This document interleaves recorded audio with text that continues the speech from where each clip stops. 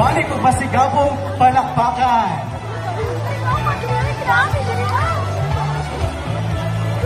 Okay. So let's just wait for everyone to settle down before we proceed to the next part of our program.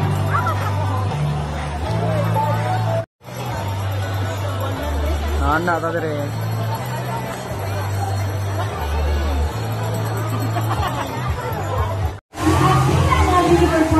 So get ready for a carnival experience like no other. Up close and personal sa mga nagdalang bata at tikiting. Pwede ninyo upload ito sa Avenida Gitong Table Resort. Sure loh, apa lagi kayak gold lagi.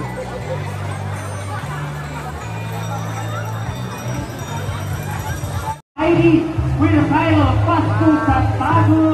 Thank you so much to the Tago Tourism Arts Culture Council Incorporated for that initiative. Palakpakan naman natin sila. Yes. So, and before ito gusto na naman magpasalamat sa mga sponsors, sa mga suot karon. We would like to give a big shout out to Sir Al.